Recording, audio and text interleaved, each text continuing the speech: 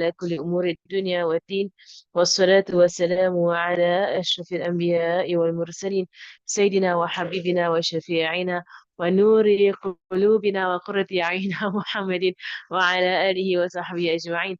نوينا التعلم وتعليم وتذكر والتذكير والنفع والانتفاع والإفادة والاستفادة والحث على التمسك بكتاب الله وسنة رسوله صلى الله عليه وآله وصحبه وسلم، ودعاء إلى الهدى ودلالة على الخير ابتغاء وجه الله ومرضاته وقربه وثوابه سبحانه وتعالى، مع لطف وعافية برحمتك يا أرحم الراحمين. اللهم إنا نسألك علم لدني وشفاء الصافي الهاني يا وهاب يا غني. اللهم إنا نسألك علم لدني وشفاء الصافي الهاني يا وهاب يا غني. اللهم إنا نسألك علم لدني ومشرب صافي الهاني يا وهاب يا غني. اللهم صل وسلم على سيدنا محمد المأمون على العلم المأمون والفهم المكنون من سر الكاف والنون وعلى آله وصحبه وسلم. وارزقنا اللهم نصيبا وافرا من سر قولك إنما أمره إذا أراد شيئا أن يقول له كن فيكون. اللهم صل على سيدنا محمد المأمون على العلم المضمون والفهم المكنون من سر الكاف والنون وعلى آله وصحبه وسلم. وارزقنا اللهم نصيبا وافرا من سر قولك إنما أمره إذا أراد شيئا أن يقول له كن فيكون. اللهم صل على سيدنا محمد المأمون على العلم المضمون والفهم المكنون من سر الكاف والنون وعلى آله وصحبه وسلم.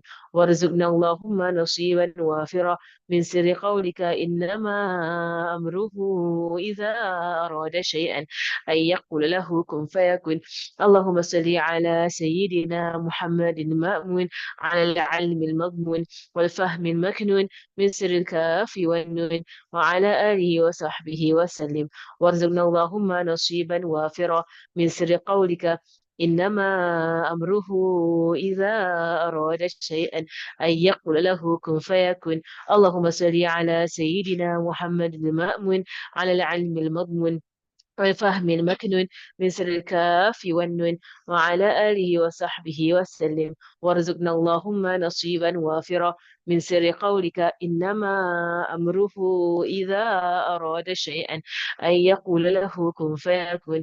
اللهم صل على سيدنا محمد المأمون على العلم المضمون والفهم المكنون من سر الكاف والنون وعلى آله وصحبه وسلم.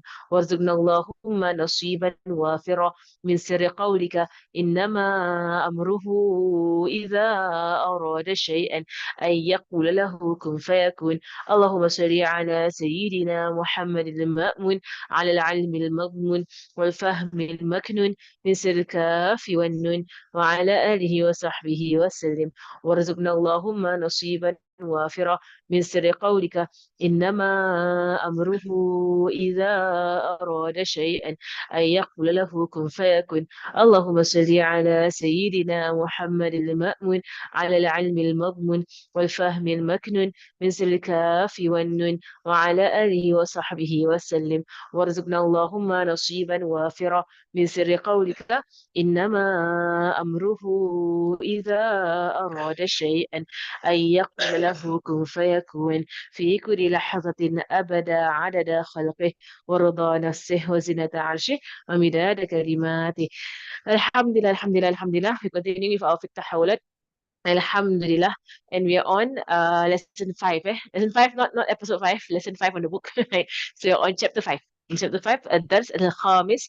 So last week, I think the internet was very cut off. So I hope it was uploaded. I'm not sure it's uploaded already or not. Last week's recording, I can't check. But I hope it was uploaded. But last week, basically, we went through a bit more of the mutaghayyirats and the thawabits of Islam Iman Ihsan and the signs of the end of times. So today we're going into Arkan al-Ilm bil-Alamat al-Sa'a. So going specifically the two pillars of the knowledge of the end of times. And inshallah, I want to see, inshallah, I think we can, because a lot of these things have been discussed. right? As I gave the introduction to this knowledge in the first few chapters, during going through the foundations of this knowledge. So a lot of this stuff, right, has already been spoken about, been discussed, been explained, right? So I might go through it quickly, right, because we've already spoken about it in detail, inshallah, right? And then because what I would like to do is to actually go into the knowledges of the end of times, right? And that is where, like a lot of things will be opened up, right, for us in our understanding. As you mentioned, that the knowledge should be applied immediately. Right? It's not something that you wait until you finish learning all the 5 books and then you apply it. No, right here now, when you learn this knowledge immediately, there should be an application, right, of this knowledge. Of course, the understanding is to and the basic approach, right, to this knowledge is to understand where are the fitna. This is the first thing. Right, to be able to see fitna as fitna, right? Because that is the biggest tool of the Dajjal about the end of times, right? That fitna will be disguised, right? And so that's the biggest thing, right? To be able to see fitna as fitna, to see it as attacks on what is precious to us, which are our sawabits, what is firm in our religion, which is our iman, Islam, and ihsan.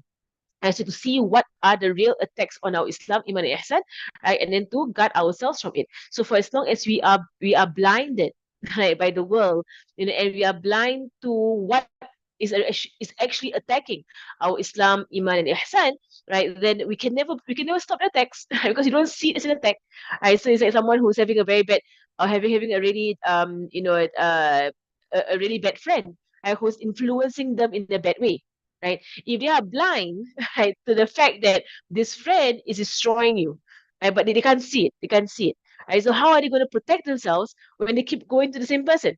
And they keep going back to the same person and taking the same person's advice, and and the very person is destroying them. That's basically what fitna is, right? So fitna is something in our life, or things in our lives, right? And they're destroying us, right? But to be able to, stop the destruction or to stop the negative effect of the fitna, you must first identify, or even I would say, admit, right? It is a fitna. Like, maybe some people, they can identify as a fitna, but they will not admit it. Like they'll try to give excuses, try to, say no, it's okay. It's not really bad on our iman. It's not really, harming our children. It's not really, destroying the Islam. They try and go in a way of, um, uh, they don't want to admit it. They don't want to admit it because the nafs is there, and the nafs likes it. Right? The nafs will justify what the nafs wants to justify. Right? Subhanallah.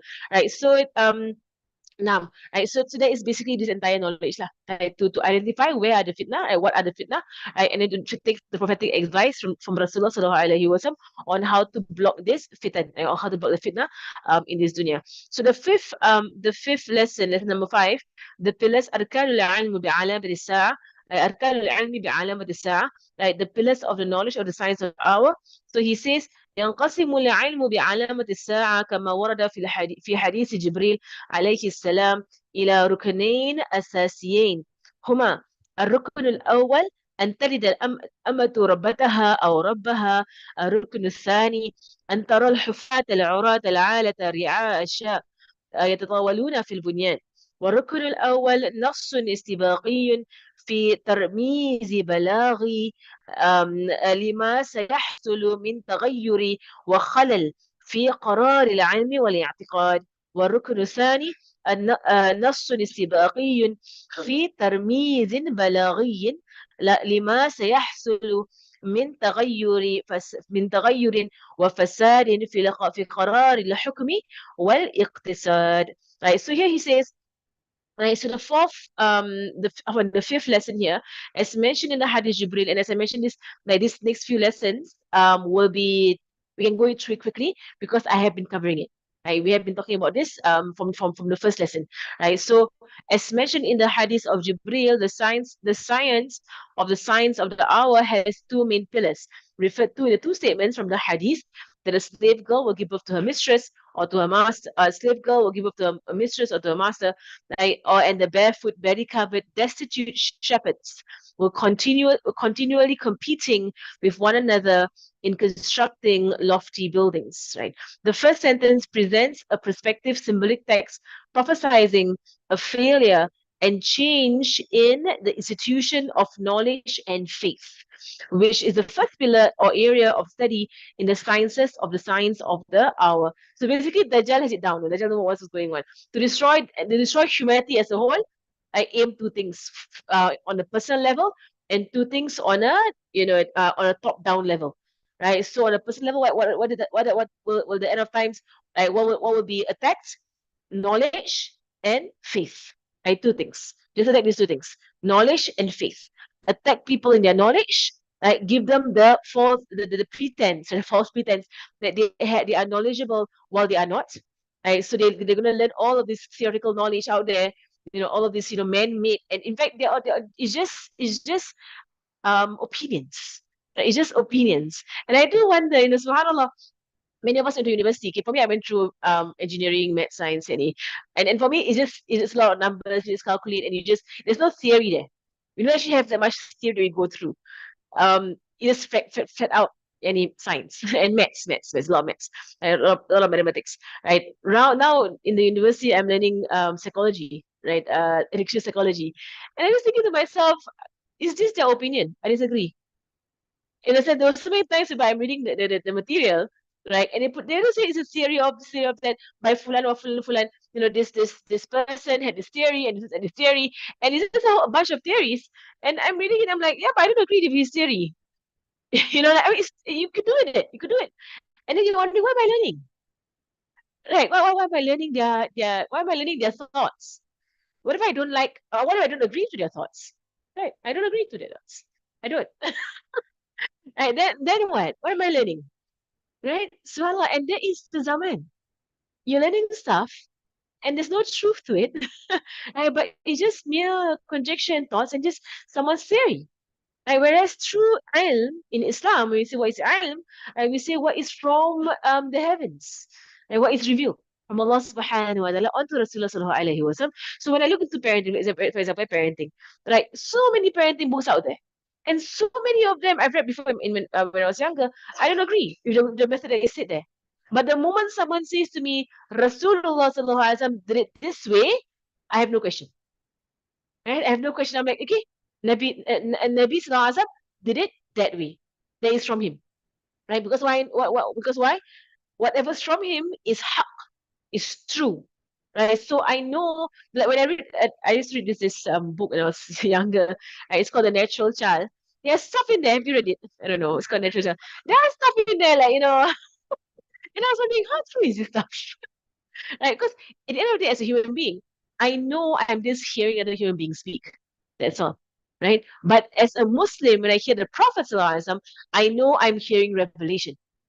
And that makes all the difference. Right? So when he says something ﷺ, and he speaks to us about how do we raise our family, right? For me, okay, khalas, it's true. I have no question. All that's left on me to do is to apply and follow. When you learn all this theoretical knowledge, this is also part of the attack on knowledge, that people place theoretical knowledge on a pedestal. Right? And it's as if you achieve something so great in learning the opinions of so many other human beings. And then when you delve into the Sharia and you delve into like Islamic sciences is so rigorous. If you go into Islamic sciences, into our usul, into our hadith collection, into mustalah hadith, or into ulum al-Quran, when you go deep into the knowledge of Islam, it's so rigorous. Our scholars, compared to, I honestly, I'm not being biased, but compared to any university system, the university systems of Islam is far more profound. And it's true ilm, it's true knowledge that the moment you take it, you apply it immediately. At the moment it is taken, it is applied. Whereas, many of us can agree to this, that you go through 4 years, of university, you go through maybe 10 years of schooling, right? And all that knowledge you take, you're like, I don't know what's the application of this kind of, just learn all the stuff, why, for credits, yeah, for credits, so you can get your your degree, and then a lot of stuff you throw out the window. You don't know why you learn all this stuff. But that is basically the destruction. That is something that is, inshallah, later on we will learn in this Hawlat, it was something planned. It is planned, right, to enforce in the Zaman, right? To produce a generation or generations of human beings that cannot think. Ironically, yeah. Ironically, we're supposed to be more educated than people of the past, but this entire system is aimed at just basically producing human beings who just serve the economy, and you have no thoughts for yourself. And you can see they are successful. Like they have achieved their goal. Right? So that those just go into the system and stay in the system till they die. Right? And you don't actually think past this. Very few that Allah have mercy on. Right? They think beyond this and they pull themselves out. Right? But that is basically what it is. It's a planned thing. Like it was planned. Subhanallah. So they aim two things with regards to the from the hadith, and Rasul told us this from the hadith. Two things will be aimed with regards to the personal level, knowledge and faith, right? And faith. And how do they attack faith? They attack faith or they attack iman, i'tiqad and aqidah. They attack faith because they attack faith from making us place our reliance and trust in what is physical, right? What is material, right? And obviously, right? Look around you, look around you. This is look around you, right? People have more trust and they have more faith in what is material, right? So if you give them, some form of, dhikr or salawat or Quran, to solve their problems, you see to them, you say all these things, it will help you, it will cure you. I do this, come and take Zamzam, drink this water and so on. They have no faith in it because there's no substance. Right? But if you give them a tablet, a pill, right, they have more faith in that. So I've taken this tablet, I don't know, inshallah, inshallah, I'll be cured. But they say, as long as I don't take it, I cannot be cured. And what kind of statement is that? Right? That is a attack on the aqidah. And we don't even realize it. That I saw someone post on once, they were like, if I had not done this kind of medication, I would not be alive today. That kind of statements. Can we as Muslims make that kind of statements? If it weren't for this medication, I won't be alive today. Can you make that kind of statements? Right? There is a halal. There's a problem in the aqidah. There's a problem in the aqidah that you have now placed reliance on means that Allah has created in this world. So not saying don't take the means, you can take the means, but you cannot say the means caused it. You can't say that. You can only say that Allah caused it. Like Allah is the one who preserved my life till today. Allah preserved it. Or like someone saying, had she just gone, and taken this procedure, she would not have suffered like this, or not have died or something. People will say that. And they say not die. So if she had just gone to the hospital, she won't be dead by now. No, when you die is when you die. Whether or not you go to the hospital. And when you die is when you die. However, Aisha and However, Maryam, they have this very good story lah. It's a good story, right? About this young boy, like who asked his mother whether he could go for a trip with his school, his friends going for a trip, right? And the mother istikhara, and then she had a dream that the airplane would crash. So she said to him, "Don't go, right? Because I had a dream that the airplane would crash. Stay here." Right. So he said, okay, he obeyed her. He stayed, in the home. And then while he was, in the room with his mother and was lying down next to her, right, she received the news, right, that there was a fault in the aircraft, and the airplane actually exploded, and everybody in the airplane passed away. And at the same time, so she said to her husband, "See, I told you, what I had dreamt." And she found that her son had passed away. And next to her, right? He's to pass away, he's to pass away. Whether on the plane or next to you. It's written. It's written. Right? So Allah wrote that he will pass away. Whether it's on the aircraft or he's next to his mother, obedient to her, mashallah. Right? So at least he passed away in obedience. So like when you pass away, no one can change it. And you can't say that if you had gone for this procedure, you would have, or she would have survived her cancer, for example. No, when you're meant to pass away, you pass away. That is our aqidah, right? But and even me saying this right now, online, like I'm wondering in my heart how many people can accept this. But it's a fact.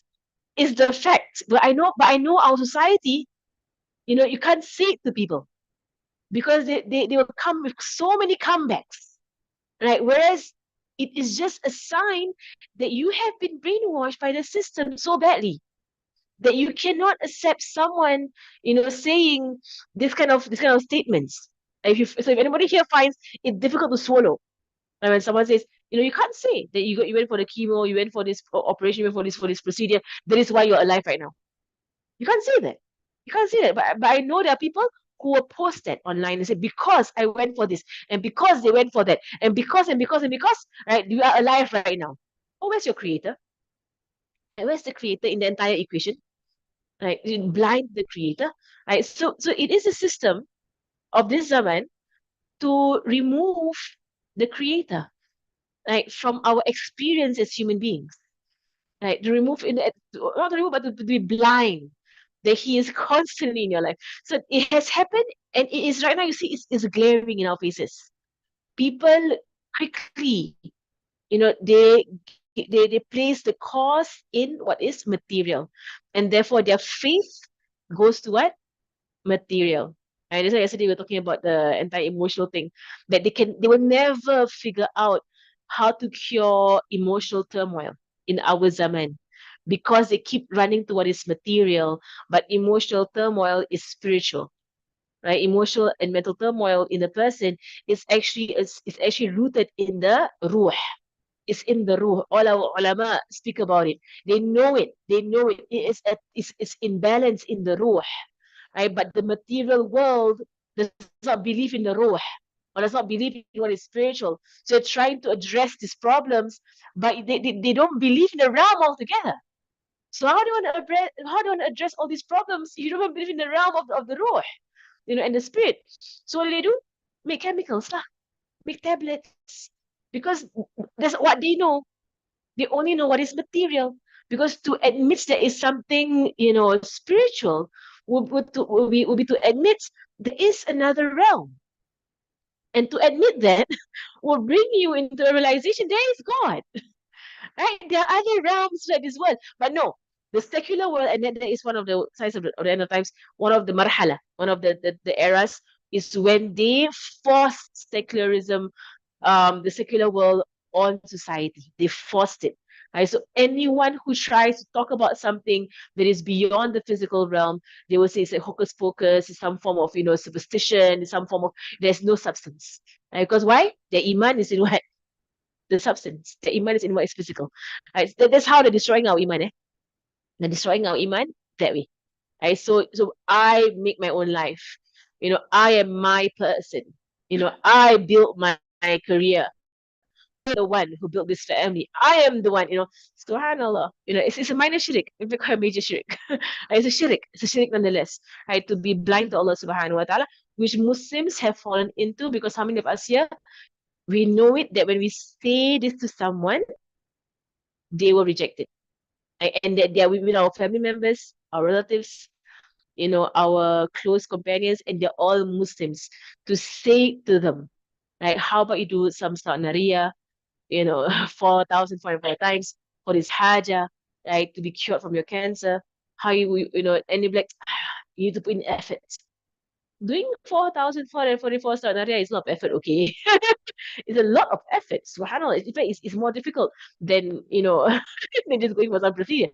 It is more difficult to do what you want to do. I know some people, they do not 41 Yasin, but they do 400 Yasins. Desperate, desperate. Yeah, desperate. No, Shamla shared the story, right? I think Shamla shared the story about this person. He really wanted this individual to fall in love with him. And then Shamla was like, to read 400 Yasins for someone to fall in love with you? Come on. You need to do all of that to make them love you. And then what's the story he told? And then she said, this is when they hit and read all the Yasins, and this individual eventually married him. And the marriage was a disaster. And he said, sometimes you just have to let things be. Don't force things. If they're not interested in you, it's okay. Find someone else. Don't go and read Yasins and try and, get it your way. Right? If you do for 444 Yasins, have a higher purpose, yani. I mean, a higher, a higher jet. You can do all the yasin. Do something higher. Like maybe Allah open up my memory, can memorize Quran, yani, or maybe Allah, opens up my laziness or removes my laziness and maybe pray more in the night, maybe. Like, subhanAllah, I mean, have something more worthwhile than yasins for. Subhanallah. When I think it was one of the stories Shah Hamza Yusuf was telling. So anyway, continuing. So that is with that. Let me see where I am at. Tamam. Right. So that is with that. The first pillar, a slave girl will give birth to her master. Our mistress. I went through how he derived it. How he went from. There, go through it. How he went from the statement of the Prophet ﷺ to the principle, which is deficiency and corruption in knowledge and faith. There, go through the entire thought process of how did he go from this words of the Prophet ﷺ to the principle that he derived. And then, how did this go to that? So because the first pillar of the end of times is deficiency and corruption in knowledge and faith in i'tiqad. That is gotten from the statement, the slave girl will give birth to her mistress. Did I show how that reached there? Or no? No. Did everybody wonder? I went, yeah, it's about education, and I actually how he actually went from so the first sentence, right, is here in the book actually, in fact. Right, the first sentence he says here, right, presents a perspective, right? So it says here, a naqsun istibaqi. Istibaqi yani it is in the future. Right? Istibaqi meaning is in the future. So it is a statement that is futuristic, about the future, right? في ترميز بلاغي. Right? ترميز meaning that there is symbolic. Okay, it's symbolic, right? Balaghi meaning that the language is profound. Okay, right? So basically, what I'm saying that this first statement, the slave girl will give birth to her mistress, is not a statement to be taken on any surface value, but it is like a riddle to say in layman terms, like a riddle. So it's a code.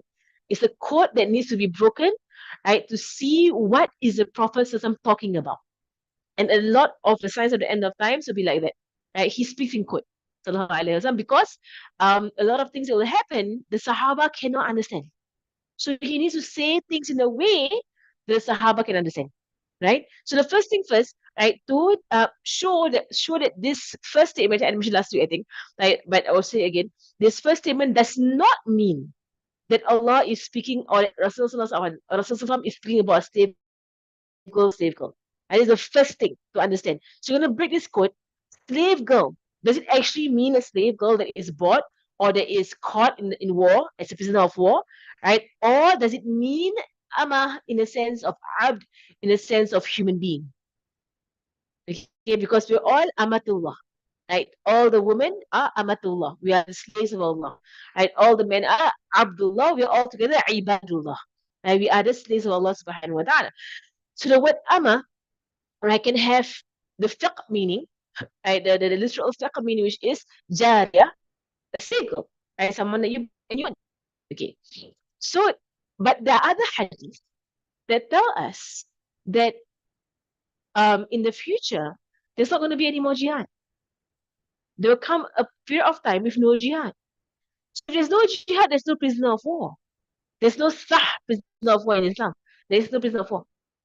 If no prisoner of war, then the interpretation this slave girl means, because the of the ulama of the past will say, oh, this means that in the future there will be so much jihad that a lot of prisoners of war, that people will have all these, prisoners from war, and they're all slave girls, and they will have children from the slave girls, and they'll give birth, and that a child will take the status of the father who is Sayyid.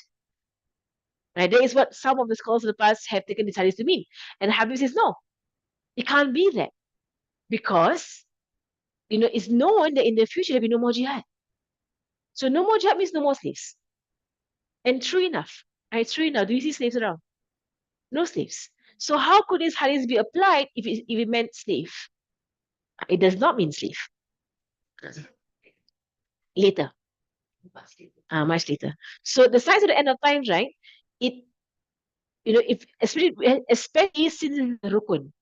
If it's a rukun, that means that it is present at every zaman. It's a rukun.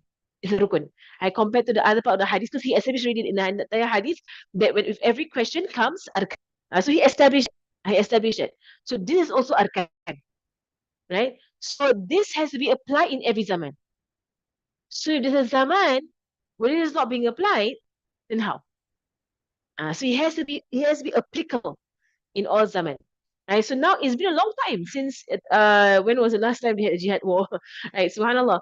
Um Yesterday during my class, my fiqh tahawala class, Ustazah Anisa, because we're going through the marhala, the different eras, and she was just explaining to us, how we're still going through like how the entire Palestinian thing, appeared and came about and everything, and who was the one who actually gave up Palestine to the Israelis. Like how did it happen and whatsoever? And I mentioned before, about the Khalifa Abdul Hamid, right, whereby he refused. He refused. And then Sharif Hussein, who was in charge of Mecca, right, he wasn't who revolted against Abdul Hamid. But to be fair to him, when he finally, overthrew the Khalifa, and he became into power, and the British came to him again, Sharif Hussein, and they said to him, we have split the Arab world, and that's from the Hadith of Rasul, whereby the Muslims will be devoured, right? Will be devoured by their enemies as if they're all around, and they rip parts of the Muslim land. So that's what they did. They actually ripped out parts of the Muslim land, and they destroyed them in that way. So, but at that time, Sharif Hussein, they said to him, we have divided, the Muslim land, right? So there is this part, and divided where is Sham, and divided where is Oman, and then and Emirates and Saudi, right? They didn't exist yet. This is called the Hijaz. It's called Hijaz, right? So they said to him, okay, you can go to the Hijaz, right? While we will give you the entire of Hijaz if you give us Palestine. The British. You give us Palestine. So Sharif Hussein said no. He actually said no. And he refused. So what they do? They raise someone else from the family of Saud. That's where they come from, right? From the family of Saud, right? And they help that person kill Sharif Hussein. It's all politics, and it's all the Western world doing it. They're playing with the Muslims, right? So now with the king, I think it's King Abdul Aziz, and or before he, I don't know where this woman, the Saud, right? Put in place, right? And they say, so we're gonna help you overtake them and control the whole of Hijaz, right? So therefore, give us Palestine, and they had no issue. So give us power, we give you Palestine. A full history behind it. So Saudi was created by the West. Right? You go into the UAE. The UAE was created by the West. The West invented the UAE. The West invented Saudi. And when you understand that the West are the ones that invented these two countries, and the West placed the leaders as puppets there, right? That the West is fully in control of, you won't be surprised they're sending aid to Israel. You won't be surprised, right? UAE is already sending aid to Israel. I mean, no, Send American law today. You want to know back yet? that's why. You're gonna help with American law. They you ask the question, why not doing anything? Do you know which side they're on? But say, oh, why can't the West, or why can't America and the UK stop the war? They are giving the bombs. You're asking the wrong question. As you asking, why can't the enemy stop the war? No, they won the war. They want the war. They want to destroy all the Palestinians. They want to destroy. They want to what they want. They want it. They want it. They're looking at numbers. They're looking for it to rise. They want it to rise. They have no shame whatsoever in how barbaric they are. No shame. Like they have no compassion whatsoever. They want the Palestinians to be wiped out. They want it. So when you're asking, how can they allow for this? They are striving for it, not just allowing it. They're striving for it. It's a different thing altogether already. I mean, Allah يدمرهم ويزلزلهم, as Habib want to say. Allah will crush them. Allah will crush them. Allah will crush them. Allah will show. Allah will show. Right? Subhanallah, Allah will show. I mean, and at the end of the day, Yawmul Qiyamah, right? Yawmul Qiyamah, Yawmul Qiyamah, right? Those who have been oppressed, right? You will see them where they are, and the oppressors, you'll see them where they are. So anyway, right? I was saying about it. With regards to, right? With regards to pillars, right? So basically, to understand this, right? Go by principle and pillars. Tamam, right? So now. Yeah, so the amma, right, means woman. This means woman.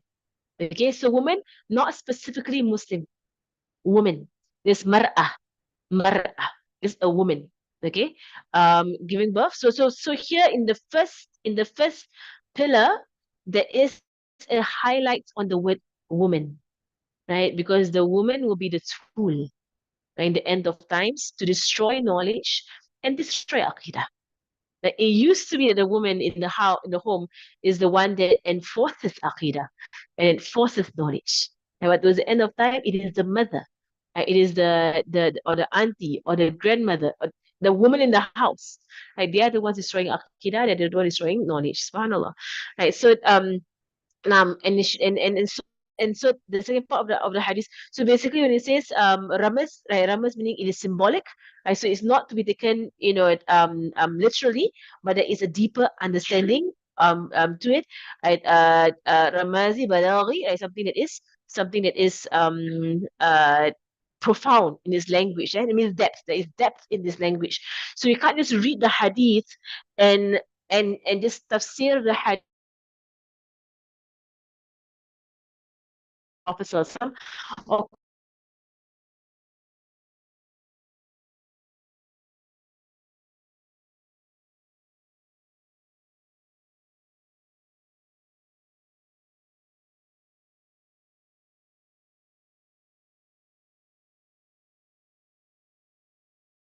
basically the script of the hadith whereby a woman gives birth to her master, right? And then when that child does not have the true knowledge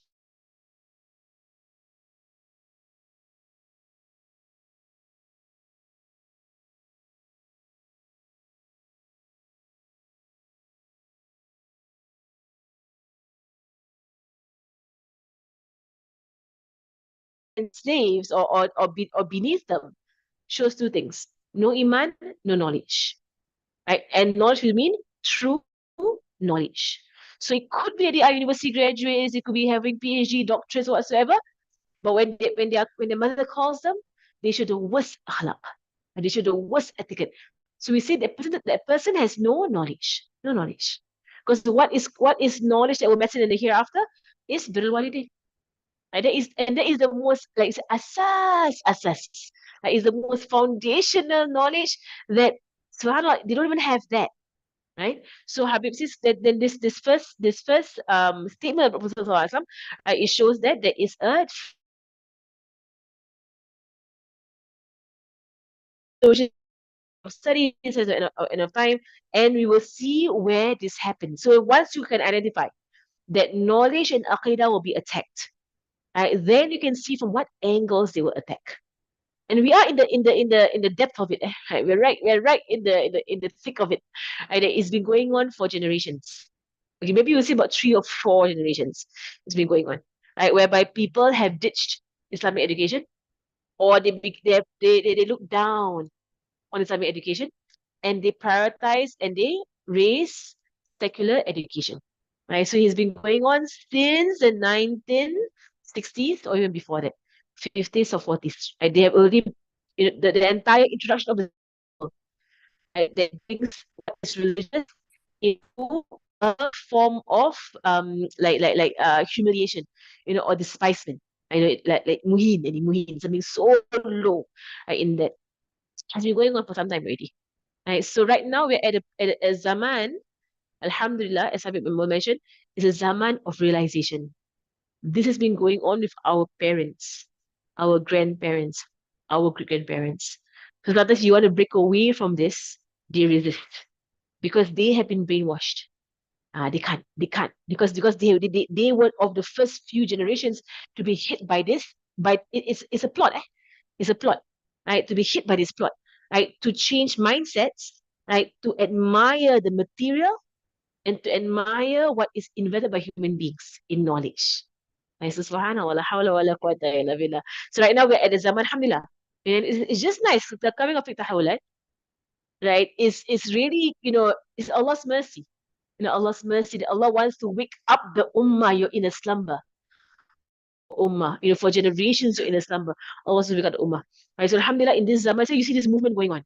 Right? But it is still small compared to the masses, those who are, inshallah, being jolted awake right now and trying to break from the system.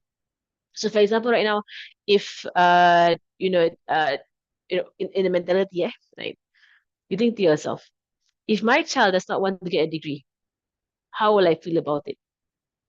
Right? Much as I don't want a degree. So I want to just, I have my ways of getting on the world. What do I want to do? Right? I want to dedicate my life into Islam. I want to go and do my da'wah. I want to see where I want to go, and get a secular degree, for example. I don't get a secular degree. So if you like, no, no, no, no, you must get a degree. I want something that you must go to university. You must this.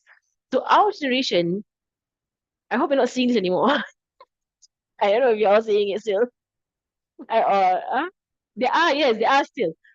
Yes, yes. Those who have broken away from that small group. No. Yes, yes, yes. Muslim and non-Muslims, right? They begin to see the falseness of the knowledge of this dunya and how it's just a big scam. It's a big scam. It is a huge scam. And universities are kind of big scams. I mean, not all. I mean, Allahu Alam, Allahu Alam. But Allahu Alam, Allahu Alam. But it is for us. So basically, all these things, right? It's supposed to open up your eyes. Like in the past, you will say to you, no, you must get a math degree, a science degree. You must, if you whatever like they say, be an engineer, and you must, and you must, and you must, and you must. Otherwise, you can't survive. Like all razak, all they all razak. Allah razak. Like, subhanallah. But it's hard to break it, to break that mentality. I said, for me personally, because you've been there, done that, you to break away is easy. Because I can say to you, you know what? I see nothing there. I see nothing there. Like a celebrity who has gained all the fame and all the wealth, and they say there's nothing there. I think there was my husband told me the one of the celebrities, I think was who was it? Famous one. Jim Carrey, Jim Carrey, Jim Carrey. Jim Carrey. Jim Carrey, the mask, the mask. I think he had a statement where he said that he wished everyone achieved fame to know there's nothing there. Was it him? My husband showed me the statement lah. But basically, it takes someone who was there to say it. Because if I'm a nobody, and then they're old and they're wrinkly and they're like, I mean, that's what happens. Human beings, they're human beings. They're human beings. Right? But I think it was him lah who said the statement that I wish everyone could reach. They could reach, fame and wealth to know there's nothing there. And alhamdulillah, as Muslims, our Prophet ﷺ has told us there's nothing there. So for the Amin has told us, you don't have to go, you don't have to actually reach there and strive strive all that, put in all that money and hard work and time also to become rich and famous to find out there's nothing there.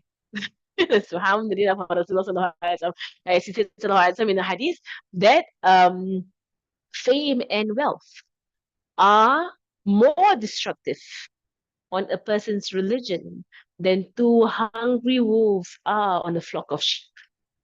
It's his words. Right? He has told us already, don't run for fame, don't run for wealth. Like our Zuhud classes.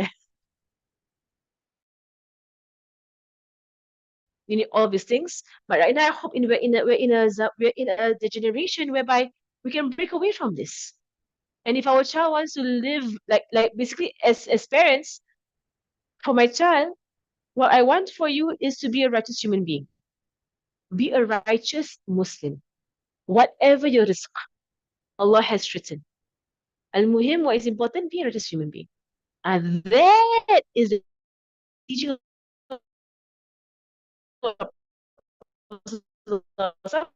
that is knowledge. and true to the Prophet ﷺ and spread this deen to those around you, no matter how you do it, that's good. That's what we want. That's what the Prophet ﷺ, that's what he wants. And this is the knowledge of our religion. And that's what Imam Ghazali himself saw. And Imam Ghazali, he is another person, but he reached the pinnacle of it. He was top, a scholar. And he was a top scholar, top lecturer, top everything. Walked away. Right? Because that is not what it is. He walked away. Subhanallah. Right, so the second one, the second pillar here, right, is that Rukun Thani Antara. So you can see how he brought from the first pillar to his principle. Right, so how he went from the first statement, slave girl give up to her mistress, how he from there derived that there will be deficiency in knowledge and iman, because for a person to enslave his mother, you have no knowledge, you have no iman. Right, for it to do that. I said, and then from there he will develop this rukun to show how the attack on knowledge and iman happens. Right? And when you know where the attack comes from, then you can begin to protect yourself. Because for as long as you know where the attack is coming from, you cannot protect yourself. Tamam. Tamam. Second one, the barefoot belly clothes. Let me see any questions here. Okay, this entire fiqh tahawulat, right, is to stir in us, our intellect, our brains, to think. So you don't go through life in a slumber, right? So I know some things that I say, it is my opinion. Like, frankly, it is my opinion, right? And you can disagree, it's fine. Right? But what is the point is for you to look at the thing, look at the system, and think about it. Right? Think what the system is doing to us. Don't just consume, and swallow whatever they say, but stop for a while and think. Now, what is this entire system all about? What is the education system all about? What is the medical? What is I mean, and now the non-Muslims are on it.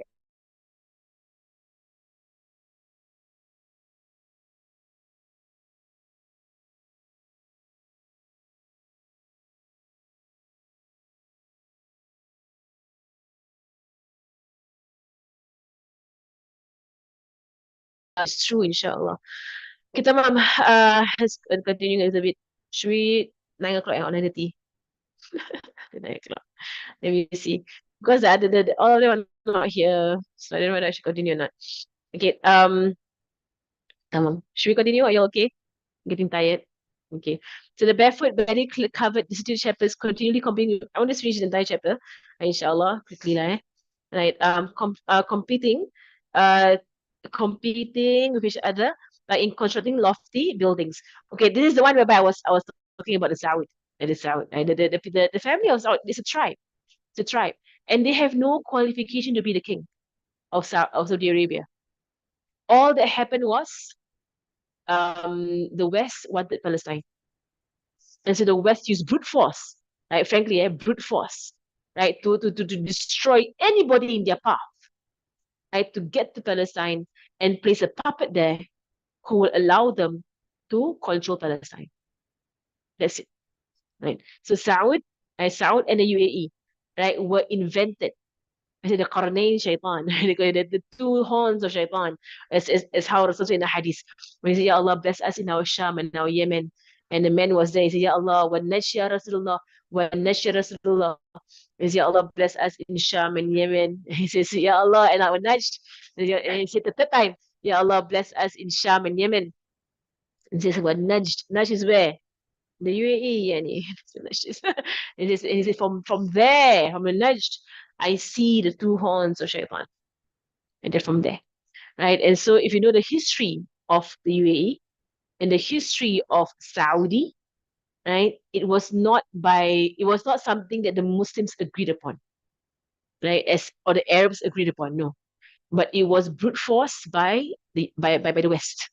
And so the West basically supported a clan who were barefoot, belly clothed, destitute. Right? They had nothing to themselves, but they had no intellect. So they were lured by money and power. Easy for the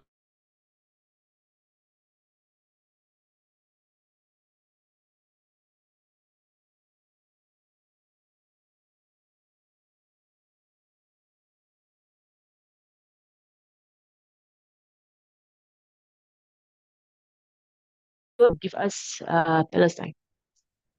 And they've been working on this for a long time to get Palestine. I mean, in the past.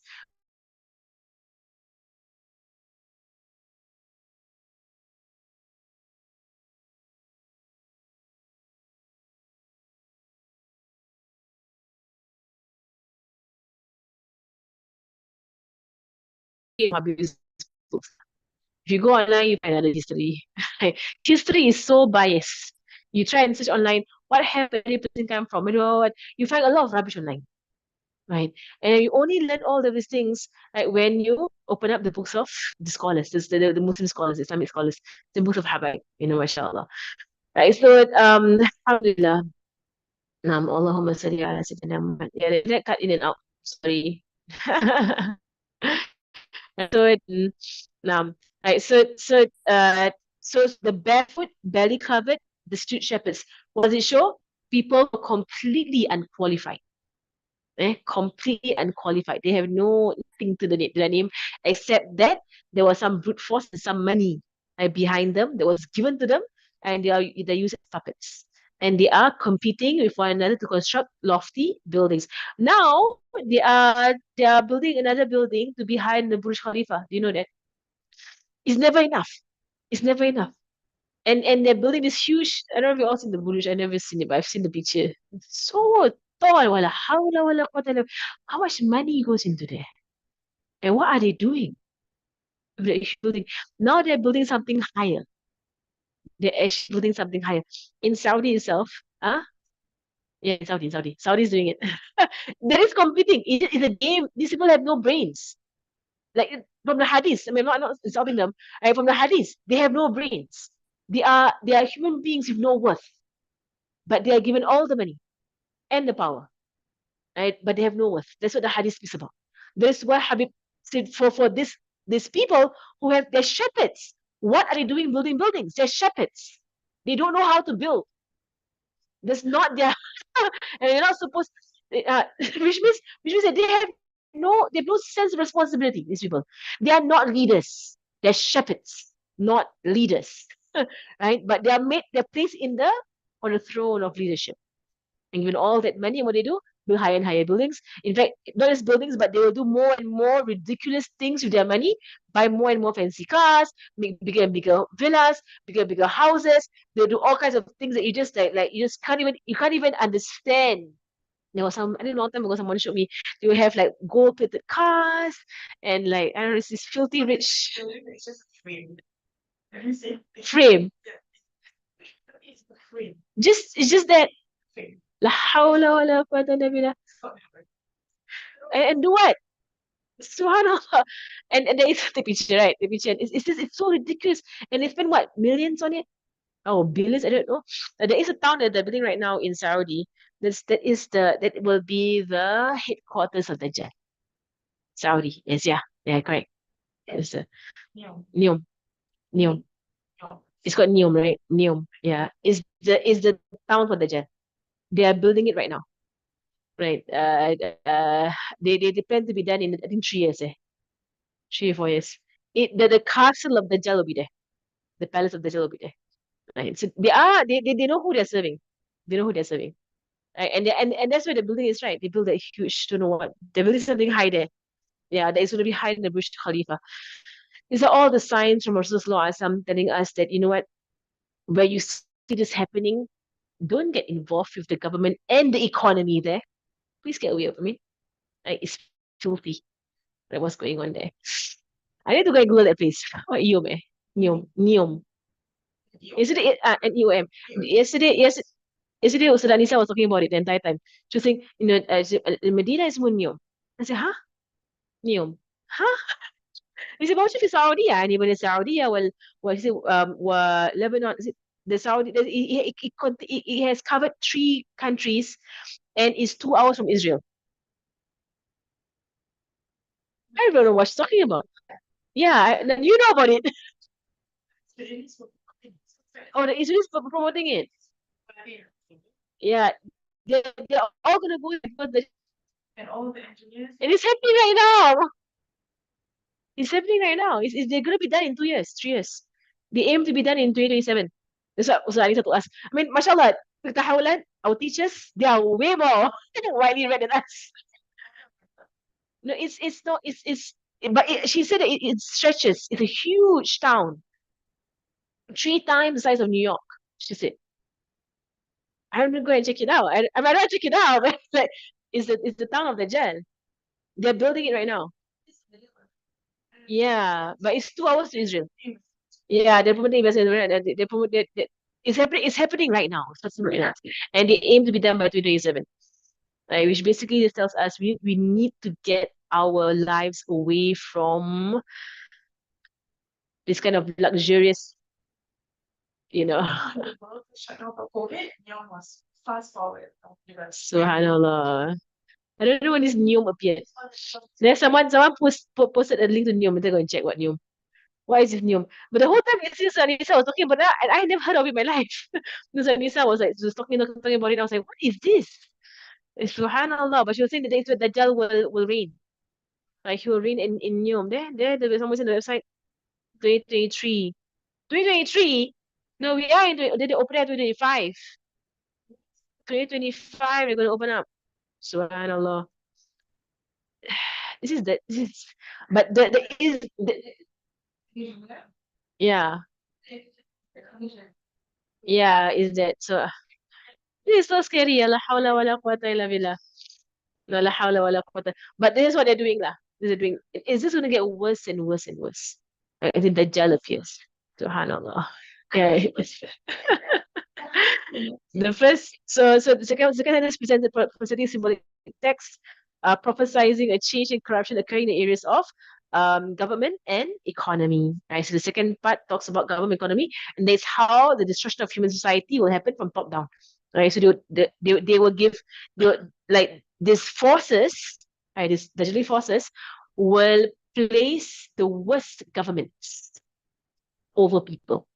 And these governments are instructed, right, to serve the interests of the Dajjal. And the economy, right, will be full of riba. So people are enslaved, basically. They put riba everywhere in the economy, and you are enslaved for life. And you're trying to break apart, so you can't even break apart. Nice. Break away from it, you can't break away from it. Wala hawla wala quwwata illa billah. Tamam. Okay, so question here. Melati has a question. How is it that all this is happening on the same time? There's no camera. You waving at her. She cannot wave at you. Right, Kak Melati mentioning. Kaida and Kaida team waving at you, Kak Melati. So so how is it that all this is happening at the same time in the land of Haramin? Yes, it's very confusing. As in Allah gave them control over Makkah Medina. The family of Saud is a puppet of of Britain. Okay, basically the family of Saud. Allah, and there will come a time, there will come a time when in the hadith of Rasulullah, it's a very tragic hadith. He said that there will come a time when someone will walk past the grave of Rasulullah and say, the Prophet's grave used to be here. There will come a zaman. There will come a zaman that Medina will be abandoned. Nobody will be at Medina. And people just go as like as some form of an abandoned town, and they'll go past a land flat and say that the Prophet used his grave was here. He used to be here.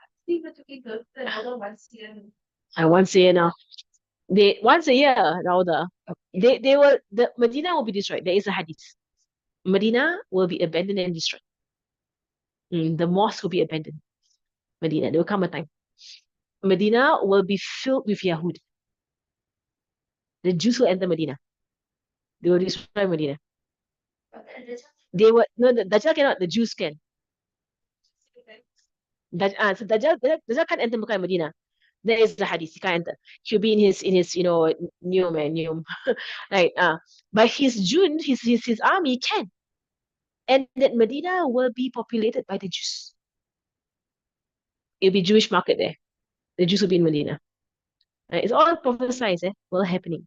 Right? So it is very heartbreaking, right? But it is a prophecy. It's all hadith, which means will happen. Will happen. Right? It's so hard to wrap your minds around it. It's happening in the Haramin. It's happening in the Haramin. Right? It says Medina, right now, you see, if you just go back, this is an example, okay? If you just go back 70 years, if someone were to say to the people of Mecca and Medina that the Qubba of Sayyidah Khadija will be destroyed, the Qubba of Sayyidah Fatima al-Zahra will be destroyed, the Qubba over Sayyidina Uthman will be destroyed, the Qubba of the great Sahabi will all be destroyed. 70 years ago, people would not believe this. They will say, how can they destroy the Qubba of Sayyidah Khadija? They will say, not possible, not possible. We are in a zaman right now, has happened. If you see the old pictures, it's so grand. I just saw the picture of the Qubba of Sayyidah Fatima Zahra. So grand.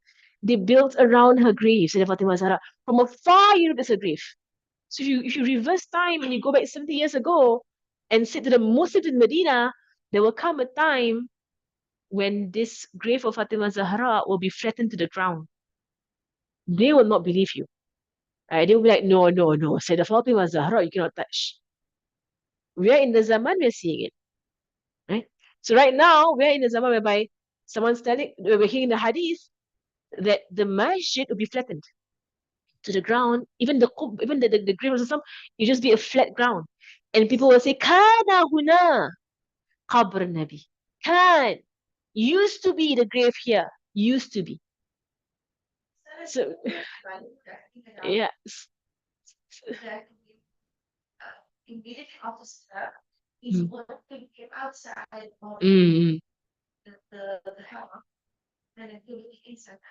So these are the ones that the whole street being built of small little shops. Uh, Close to the ladies' entrance. mm. The other side is a whole thing.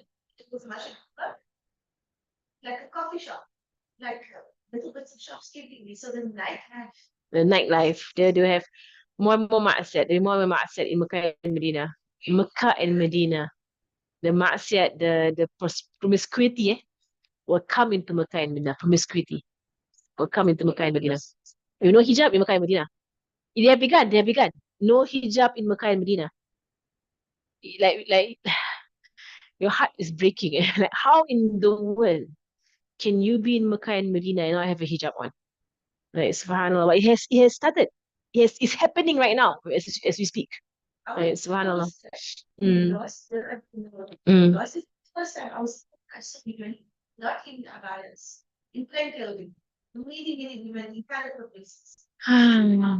Is the zaman Going from that to now just removing the subhanallah. So it's really it is entire globalization.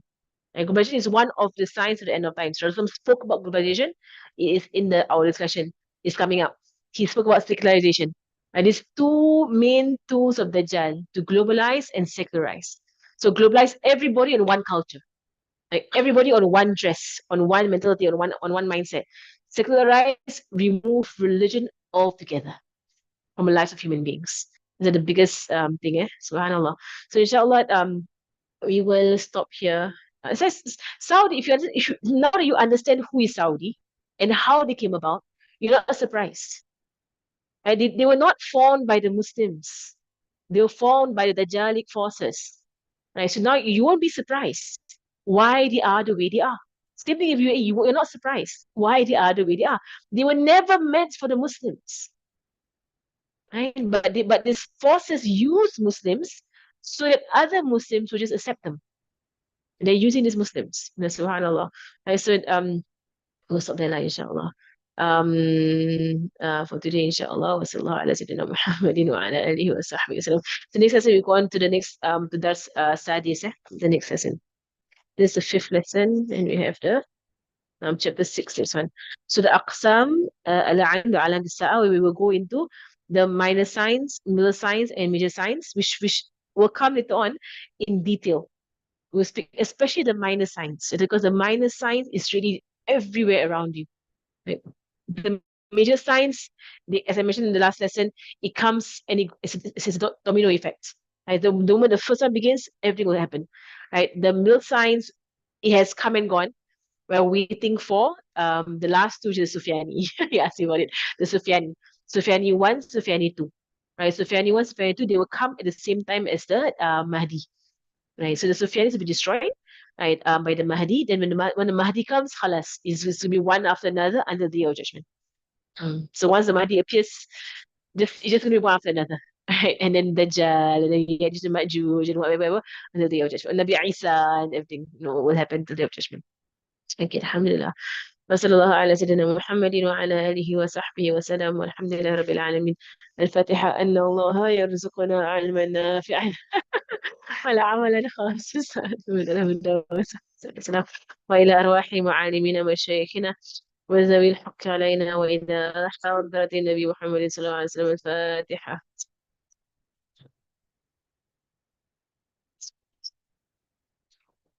بسم الله الرحمن الرحيم. والعصر إن الإنسان لفي الذين آمنوا وعملوا الصالحات وتواصوا بالحق وتواصوا سبحانك اللهم وبحمدك أشهد أن لا إله إلا أنت أستغفرك وأتوب إليك. وصلى الله على سيدنا محمد وعلى آله وصحبه وسلم والحمد لله رب العالمين. السلام عليكم ورحمة الله وبركاته.